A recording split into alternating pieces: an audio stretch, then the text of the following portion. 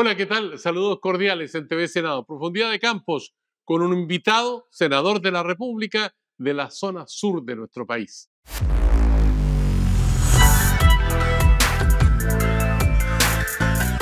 Senador Alfonso de Urresti, representante de la región de Los Ríos, militante del Partido Socialista de Chile, abogado, magíster en Economía y Desarrollo Regional, 57 años. En su experiencia parlamentaria suma trayectoria como diputado y senador. Actualmente en la Cámara Alta integra las comisiones como Constitución, Obras Públicas y Cultura y Deportes.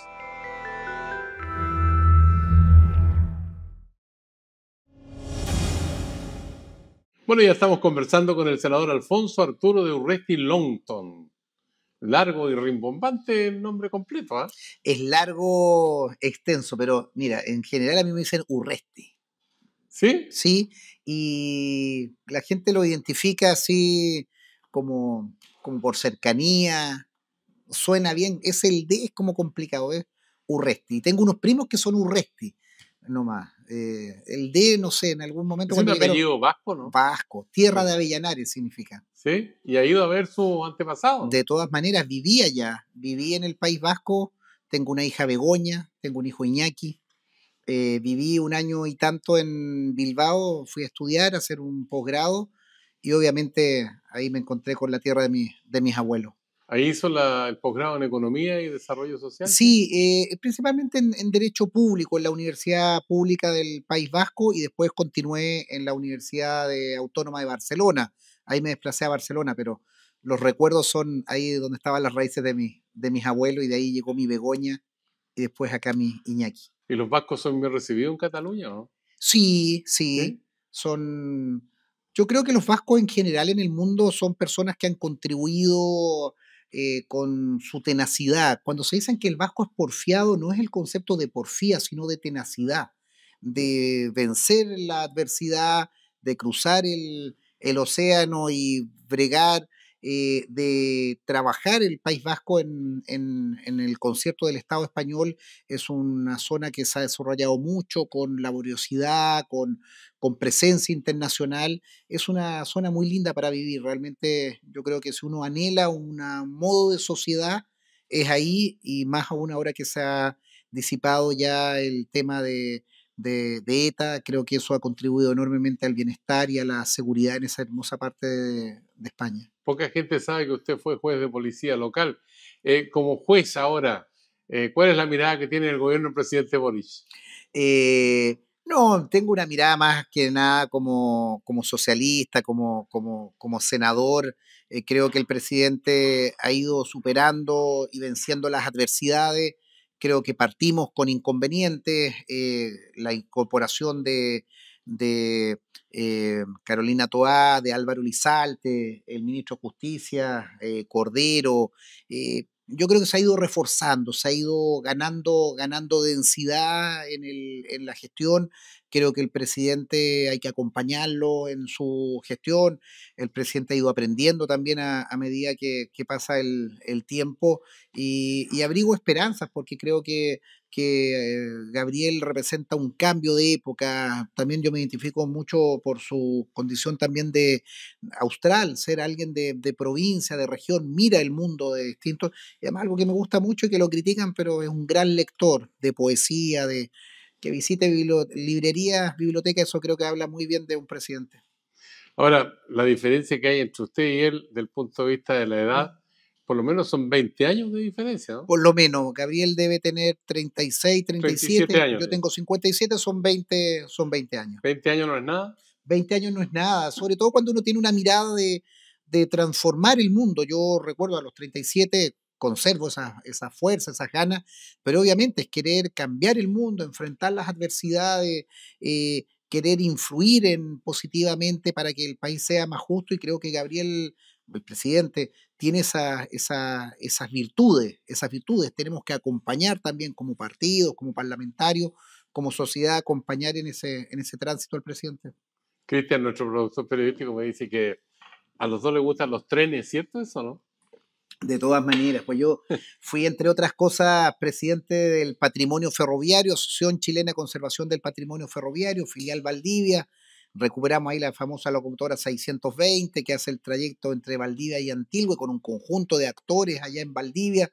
Me ha tocado participar también en distintas reuniones en donde están los defensores del patrimonio ferroviario. Me encontré el otro día con unos amigos ahí que están en un tren de trocha angosta entre Saboya y Capitán Pastene, en Santiago, en todas partes. Soy un amante del ferrocarril porque creo que es un espacio que bien también por el presidente y el ministro de Transporte se está recuperando. El presidente de EFE, hay hoy día, renace ese, esa parte que es republicana. Chile se vertebró territorialmente en gran medida gracias al ferrocarril, el desarrollo, la creación de nuevas ciudades, el transporte de mercancías, de pasajeros, se hizo a través del ferrocarril. Yo creo que se está revalorizando mucho eso y ahí hay una continuidad de administraciones de ferrocarriles del Estado y también de transporte que creo que van en un buen camino.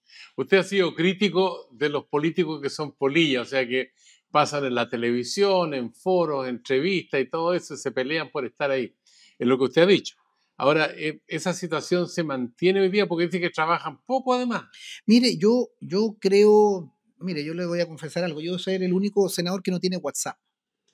A mí me gusta el contacto directo, me gusta, si me llaman, mi teléfono está disponible, lo tengo hace veintitantos años, no he cambiado mi número de teléfono.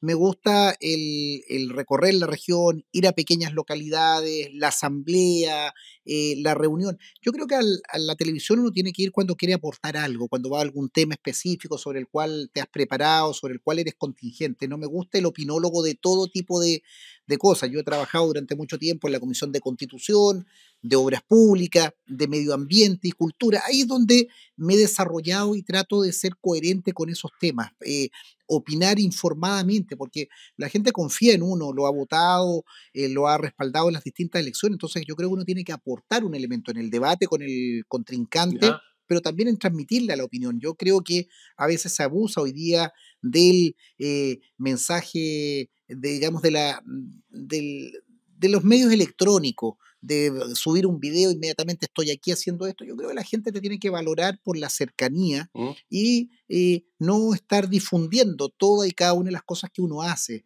Hay que agregarle valor y en la entrevista, en el debate, en la entrevista, uno también tiene que agregar elementos que ayuden al debate. Hoy día la inmediatez a través de las redes te quedas con la cuña fácil. A mí me gusta más en la reflexión, la dialéctica de la discusión, que creo que eso aporta más contenido. Al menos así he trabajado toda mi vida, no creo que cambien eso. Ahora, con respecto a la Comisión de Constitución, usted seguramente conoció en profundidad esta Comisión Asesora contra la Desinformación. ¿Le parece una buena idea o una mala idea? Mire, lo abordamos hace una semana. En el fondo estoy de acuerdo en poder abordar ese tipo de temas. Son, si mal no recuerdo, 10 expertos que se han convocado de distintos mundos, de la ingeniería, De la de ciencia. la ciencia, de la universidad. Está la ministra de Ciencia y Tecnología. Por otro lado está la ministra Vallejo. Hacía la crítica que me hubiera gustado que eso fuera más socializado de manera primaria. Yo creo que es mejor avanzar, por ejemplo, en legislación. Tenemos un proyecto presentado hace más de 2 años que busca sancionar toda la situación del abuso a través de Internet o de medios digitales de noticias falsas o ofensivas. No me gustó la forma como se instaló, no me gusta la forma de plantearlo y que sea una polémica su instalación, su constitución y no el fondo. En el fondo estoy de acuerdo, si nosotros tenemos que abordar la inteligencia artificial, los bots, toda esta situación de desinformación, es algo que está ocurriendo en el mundo, pero me hubiera gustado que se hubiera llevado adelante de una manera más transversal, más dialogada, que creo que eso faltó. Bueno, hay un aspecto que hoy día preocupa a todo el mundo, político, a la ciudadanía, y dice relación con la delincuencia, estas grandes bandas que han venido muchos de afuera, pero acá también hay un aspecto que estaba como en segundo plano, que son los delitos de cuello y corbata. Incluso hubo en algún momento sanciones que consistían en clases de ética. No se sabe si los que fueron a clases salieron mal, salieron bien, sacaron buena nota o más o menos. La Confederación de la Producción y el Comercio y la SOFOFA han recurrido al Tribunal Constitucional frente a una ley que fue legislada en el Congreso con Y ustedes. aprobada, si es que no por unanimidad, por una altísima mayoría. ¿Ya? Lo conversábamos hoy día con varios parlamentarios y con asesores. Creo que el mundo empresarial llega tarde a esto, llega la presentación que hicieron al Tribunal Constitucional, la revisamos. eh, ¿Buscan impunidad, dice usted?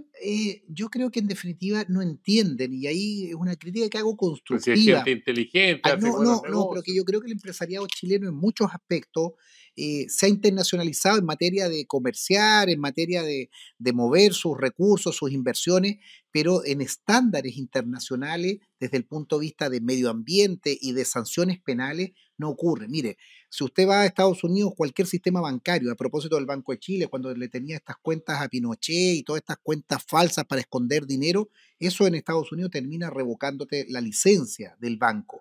Yo creo que nosotros tenemos que entender en Chile que quienes se coludieron en el papel confort, en los pollos, en otro tipo de situaciones, gente que tiene una administración claramente desleal en el patrimonio que termina afectando a la población o que contamina a sabiendas que lo está haciendo, tiene que tener un estándar superior. Nosotros la legislación que aprobamos no es un invento chileno, es simplemente adecuar lo que está ocurriendo en nuestros países. Yo creo que ahí el empresariado chileno llega tarde. En vez de adecuarse, de poder decir cómo subimos los estándares, se termina defendiendo. Y claramente no es posible que frente a muchos ilícitos como los que hemos enumerado, terminan los ejecutivos o el directorio sin ninguna responsabilidad. Yo creo que en la medida que tú tienes una responsabilidad y que sabes que objetivamente te pueden investigar y puede ser condenado penalmente, los estándares internos son muchos mayores y eso le hace bien al país, porque cuando hay una colusión,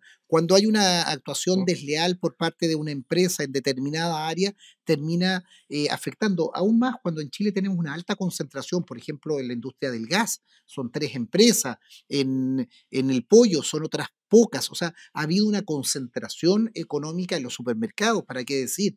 Entonces creo que esta legislación va en Ahora, el buen camino. ahora, usted forma parte de la Comisión de Obras Públicas y ahí en la región de Los Ríos, en Valdivia, tuvieron un chascarro monumental con el puente que fue instalado al revés. ¿Qué pasa con las políticas de control hacia las empresas que participan de las licitaciones y que no tienen la calidad técnica que se requiere?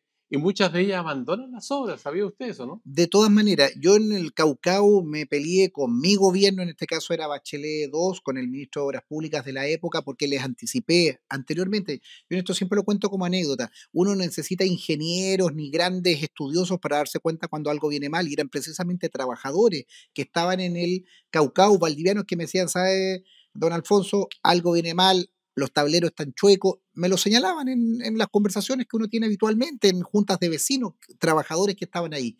Se lo señalé al ministro.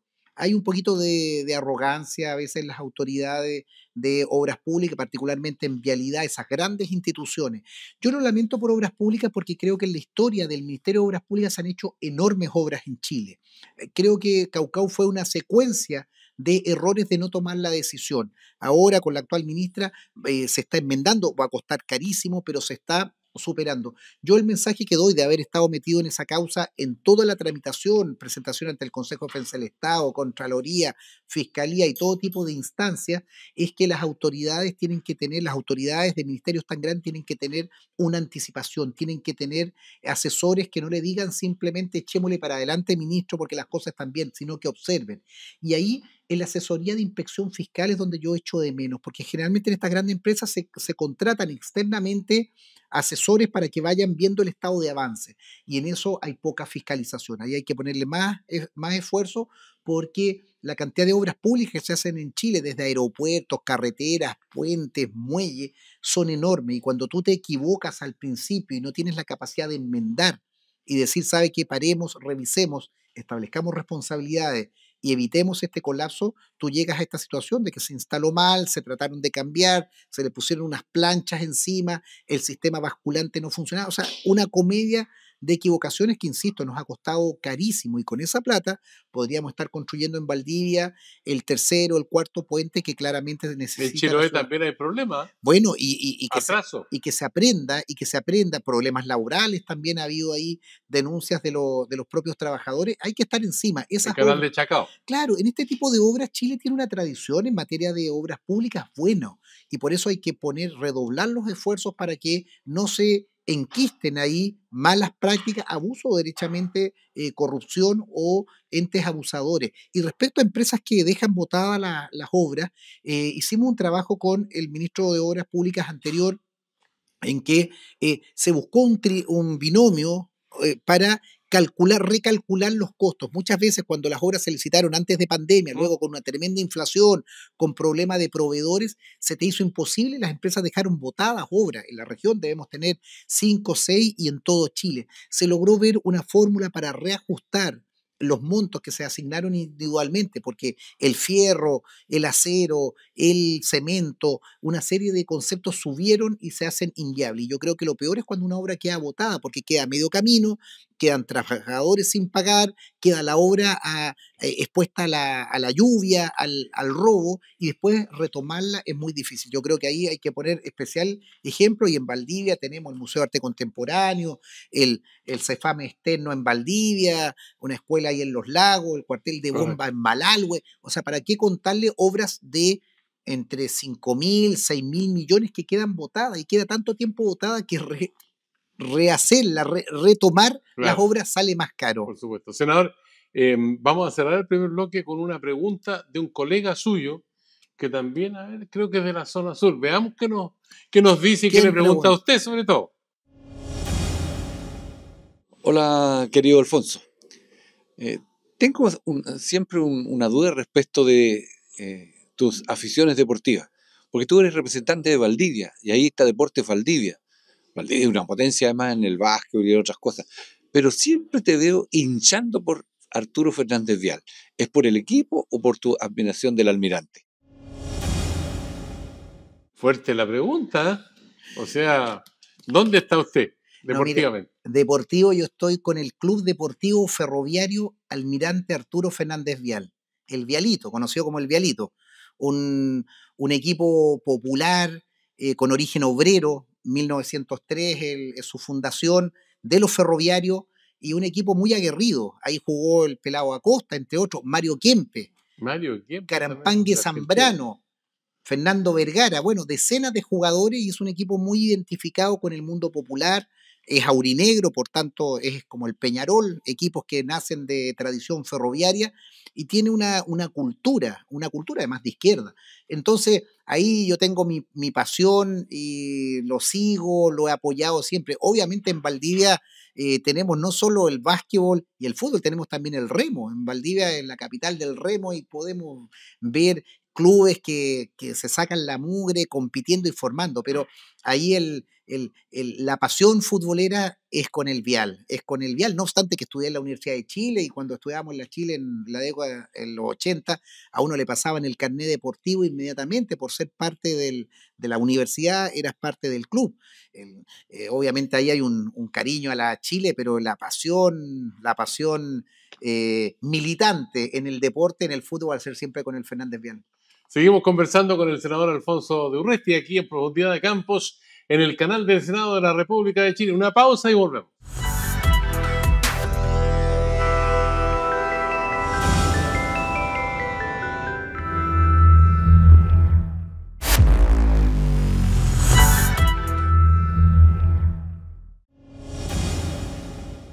Ya estamos de vuelta aquí en Profundidad de Campos, en el canal del Senado, con el senador socialista Alfonso de Urresti, ahí en la región de Los Ríos. Lo ven y también se le escucha y se le ve en todo el país, aquí en el canal del Senado. Senador, usted hacía referencia a los deportes náuticos ahí en la región de Los Ríos, canotaje, remo y todo eso, extraordinario. Pero Eh, los panamericanos No van a ser ahí en No, los ríos, va a ser en el Biobío. van a ser ahí en la Laguna San Pedro. Hemos trabajado, yo soy presidente además de la Comisión de Cultura y Deporte. Le hemos planteado al ministro Pizarro un anhelo que tenemos en Valdivia, no un sueño, sino un proyecto que se ha elaborado desde la instancia regional de poder contar con una pista de aguasqueta. ¿Qué es lo que es una pista de aguasqueta? En definitiva es una gran piscina con una extensión para poder hacer esta práctica, no solo del remo, sino vela, canotaje y otras actividades. Están los terrenos, está la disponibilidad, está la historia, los clubes en Valdivia, y esto, Sergio, usted también conoce y quienes siguen este programa, emociona. El día sábado cruzaba a las 9 de la mañana el puente Pedro Valdivia y estaban ahí con bruma, con un frío, estaban los chicos ya practicando el remo en el río con sus entrenadores, estaban ataviados. La cultura del remo en Valdivia está arraigada de 100 años y más, los clubes son más que centenarios. Entonces, yo creo que hay que referenciar que, ojo, en el remo es el deporte que más medallas le ha dado a Chile y son valdivianos. Ya no se pudo hacer. ¿No le da pena que no se haga nada en Valdivia? Pero mire, en Valdivia no está la pista, el río tiene marea, tiene corriente, entonces genera algunos aspectos que para las competencias internacionales me explicaban que no cumplía todos los estándares, pero por eso tenemos que aprender de estos panamericanos, dejar al menos el legado, independiente de los deportes y los triunfos, el legado, así como van a haber una gran cantidad de piscinas, de pistas, de mejoramiento para la práctica de deporte. Chile debiera comprometerse de tener en Valdivia una pista de aguasqueta para Chile, no solo para Valdivia, para Chile y también para competencias internacionales. Ese es un desafío que estamos trabajando con el Ministerio del Deporte, con el gobierno regional de Los Ríos, y tiene que ser uno de los anhelos de la ciudad capital del remo, que es Valdivia. Lo importante de ese tipo de infraestructuras es que quedan. Y ahí en el Estadio Nacional va a haber un conjunto de canchas y equipamiento que son un legado. Pero ahí volvemos al tema, no al centralismo. Yo entiendo que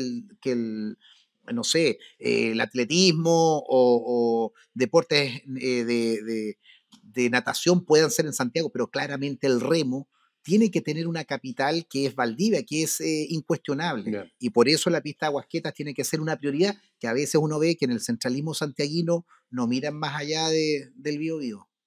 Quiere que entremos a la máquina del tiempo, ¿no? Démosle. 50 años para atrás. Usted era cabro chico, tenía 7 años. ¿Cómo recibió la noticia del golpe civil militar?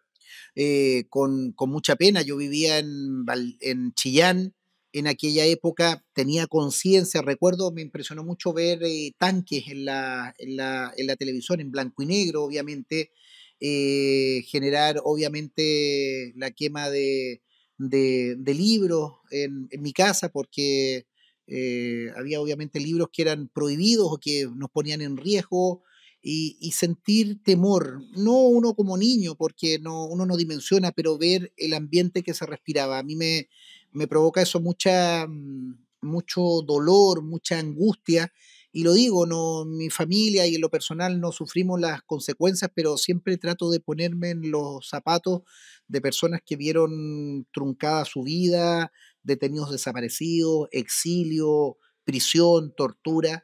Yo siempre lo digo en esto, Sergio, yo nunca ni a mi peor adversario le desearía ese tipo de situación, y por eso tenemos que ser muy contundentes que para los 50 años del golpe nunca más no podemos resolver nuestros conflictos, nuestras diferencias con ese tipo de situaciones, ni para este lado ni para otro, porque no, la dignidad humana tiene que respetarse, y la democracia, la alternancia en el poder, la resolución pacífica de las controversias no puede ser nunca más a través de ese tipo de violencia. ¿Qué imagen se ha formado del presidente Salvador Allende en el transcurso de los últimos 50 años? Mire, creo que es un hombre de una dignidad y de un coraje enorme. Resistir ahí en La Moneda, sabiendo cuál iba a ser su destino, ese discurso que lo escucho y se me pone la piel de gallina, es la dignidad de un hombre que trabajó toda su vida para llegar a La Moneda, que fue leal al pueblo y que pagó con su vida. Él dijo: aquí no me van a sacar de otra manera porque tengo que cumplir mi mandato. Yo creo que es un mensaje de dignidad y de consecuencia. Eso al menos a mí como socialista me llena de orgullo, y también recordar que Salvador Allende también fue senador, está ahí en nuestro comité de senadores, en la historia del Partido Socialista, obviamente está Salvador Allende, que llena de orgullo. El presidente de la República ha hecho un planteamiento que se traduce en lo siguiente: nunca más un golpe de Estado, no más violación a los derechos humanos con ninguna circunstancia. Lo suscribo absolutamente. Y eso debiéramos tenerlo en todo el arco político. Yo insisto, ni a mi peor adversario yo le desearía pasar por ese tipo de forma. He seguido con bastante atención lo que hicieron los uruguayos, que creo que tenemos que aprender. Uruguay es un tremendo país. A propósito de los 50 años que del golpe, que también fue el 73, todo el arco político, todos los expresidentes de izquierda, de derecha, dicen nunca más en un acto sobrio, claro y contundente, porque tú tienes que tener ciertos márgenes, tienes que desterrar el conflicto político, la violencia, la aniquilación de otros. Si no llegamos a los extremos que vivimos el 73 o lo que ocurrió con el nazismo o el franquismo, o otras situaciones en que tú no puedes traerlo ni puedes relativizar ese tipo de situaciones en nuestro país. El escándalo de los convenios, ¿a usted le da pena, tristeza, indignación? ¿Qué le pasó cuando se enteró de esto? Que se está investigando, pero hay ciertas evidencias que la ha tomado la justicia precisamente porque consideran delito. Mire, me da mucha rabia que con plata de campamentos, plata para ayudar a esa gente que está en precarias condiciones, se hayan aprovechado estas fundaciones o corporaciones fantasmas que llevaban 2 años, un año y lo aprovecharon. También esto es un llamado de reflexión para aquellos que enarbolaban estas palabras de superioridad moral y que lo anterior era ilícito y que ellos venían a hacer las cosas de otra manera, también cae en la cara Es una crítica al Frente Amplio que hace usted. a Revolución Democrática principalmente. Ya. Ahí, a quien le caiga el sayo que se lo ponga, porque cuando se apunta con el dedo y cuando tan cerca ocurren situaciones, uno tiene que ser autocrítico, pero entendiendo que se han puesto en los antecedentes de la justicia, que se investigue judicialmente, administrativamente, Mm. todo lo que corresponde para que quede claramente. ¿Usted pidió antecedentes por una organización No, cultural? por muchas. Yo pedí tanto antecedentes al Ministerio de Vivienda, de Cultura, de Desarrollo Social, entender, porque mira, Sergio, a mí me ocurre lo siguiente, uno muchas veces apoya a clubes deportivos, no sé cuántos años tienen, y les piden lo mínimo 2 años de antigüedad para ayudarle con un juego de camisetas cuando postulas a un proyecto, por lo menos dos. Y acá hay cientos de millones, miles de millones a sociedades de papel construidas por un par de jóvenes profesionales y asignados a dedo por alguien que son de su propio partido y que antes trabajaban entre ellos. Eso es impresentable. Yo he pedido la mayor claridad porque esto también hemos visto que en los gobiernos regionales también ha habido una situación. Hay una norma que permite la asignación directa que claramente la vamos a eliminar o la vamos a modificar drásticamente en la ley de presupuesto, porque no puede ser que un gobierno regional o un seremi o un ministro termine transfiriéndole cientos de millones a organizaciones que no tienen respaldo, que no dejan nada en garantía. Cuando tú a un club deportivo le pides por lo menos 2 años, o en el ámbito cultural, que hemos trabajado siempre 16 millones, 20 millones, como una gran gracia. Entonces acá hay que ser claro y contundente. Yo espero que la justicia, el Ministerio Público, investigue, sancione a todos estos frescolines que se Mm. metieron en este tipo de fundaciones y se investiguen estas fundaciones hechas a último momento para defraudar al Estado. Tiene que investigarse y espero que no exista de ninguna manera defensas corporativas. Ahora, con estos supuestos delitos, se hipotecó el presupuesto de la nación para 2024 porque desde la derecha he escuchado voces como esta. ¿Para qué quieren plata si después se la van a robar? No, mire, cuando uno identifica a alguien que se roba plata o que se mal destina, tú tienes que tener las normas, investigar penalmente, entender y mejorar los procedimientos para que no sea discrecional. Yo no me imagino un sistema de gobiernos regionales o ministeriales en que no existan fondos concursables. Por ejemplo, en cultura son decenas las organizaciones que postulan, para qué decir en deporte, pero tú no puedes con esto sancionar, no sé. Imagínate, Techo para Chile, El Hogar de Cristo, que hacen un montón de obras tremendamente buenas, fundaciones culturales que tienen una larga data, tú no las vas a terminar sancionando por estos frescolines de democracia viva o estas personas que en Antofagasta se coludieron. No, no, no, no puede ser. A ellos toda la sanción de la ley y la persecución penal, pero aquellas organizaciones que han trabajado permanentemente con la infancia, en proyectos culturales o en proyectos deportivos, tú tienes que darles la tranquilidad de que van a poder seguir postulando y van a tener un financiamiento. En eso la derecha es un poquito exagerada en no poder distinguir, porque el funcionamiento de fundaciones, ONG u otras organizaciones hace una importante labor en este país en materia social, en materia de calle, en deportes, cultura, medio ambiente. Tú tienes que separar eso, tener mecanismos de control y ojo, donde yo creo que hay que poner la atención también son en los gobiernos regionales.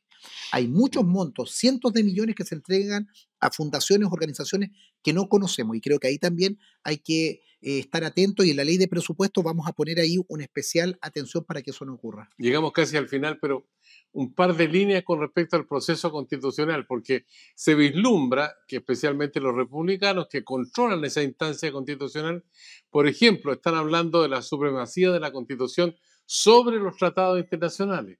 Por ejemplo, el caso de suprimir el aborto en Chile hoy día rige con 3 causales. Eso se terminaría con la nueva Constitución. Y hay varios otros hechos que marcan, digamos, un giro copernicano en relación con lo que tenemos hoy día. ¿Usted le ve perspectivas de futuro a la nueva Constitución con esas condiciones? Yo soy un optimista por naturaleza y creo que este país, así como hace 10, 12 años trabajé por la Asamblea Constituyente y marca C, hice mis campañas senatoriales con eso y creo que tenemos que tener una nueva constitución. Yo espero que con este nuevo marco y con el proceso que se está llevando no ocurra lo mismo que el anterior, que el sector que ganó trata de pasarle la planadora al otro e imponer sus ideas. La constitución tiene que ser un marco general para todos, que nos represente a todos, que no estemos todos enamorados de esa constitución, pero tampoco nos rechace un marco común, una casa común. Yo espero que la derecha, que resultó ganadora en estas últimas elecciones en el Consejo Constitucional, tenga una mirada más amplia y no tengamos acá el gustito de imponer nuestras visiones particulares en la Constitución. Yo creo que este país merece, necesita un texto constitucional que nos represente a todos, nacido en democracia, pero mirando hacia adelante. Vamos al ping-pong, pues, a ver qué nos dice con respecto a un concepto, una idea, una persona, un grupo que le voy a plantear. Usted nos dice una palabra o una idea. Equidad territorial. Auténtica regionalización en Chile. Sociedades anónimas deportivas. Una caja negra que están destruyendo el fútbol chileno. Giorgio Jackson. Arrogancia. Camilo Escalona. Un clásico del Partido Socialista. Valdivia. La ciudad más linda de Chile. Trenes para Chile. Un desafío de esta administración y las que vengan. Concertación. Un momento importante en la recuperación de la democracia en Chile. José Antonio Kast. La derecha intransigente en nuestro país. Republicanos. La expresión política de la intransigencia política. ¿ISAPRES y AFP deben desaparecer? Tienen que regularse como corresponde y tener un sistema de seguridad social, tanto en lo previsional como en la salud. Minuto de confianza para usted, 60 segundos controlados por reloj para que exprese una idea, un pensamiento, una crítica, y ya. Saludar a quienes siguen este programa y poder expresar también desde la condición humana lo que somos los senadores, lo que es nuestra vida. Nosotros tenemos el mandato popular, hemos sido electos para esta importante función, pero seguimos siendo seres humanos con pareja, con hijos, con padres, con mascotas, con aficiones, con sentimiento. Y yo creo que siempre la vida tiene que mirarse de esa perspectiva, ejercer el cargo, habitar el cargo, pero también nunca perder la humanidad, lo que somos, nuestras fobias, nuestros amores, nuestras pasiones, nuestras penas, nuestras angustias. Yo al menos trato de aproximarme desde ahí a la vida, desde esa naturalidad y pasar por esta vida contribuyendo a ser una mejor sociedad y contribuyendo a mejorarle la calidad de vida a los chilenos y a las chilenas. El senador Alfonso de Urresti, muchas gracias, representante de Los Ríos, militante socialista, aquí en Profundidad de Campo. Gracias, senador. Un abrazo. Y a usted que sigue esta conversación en el canal del Senado, le decimos será hasta la vista.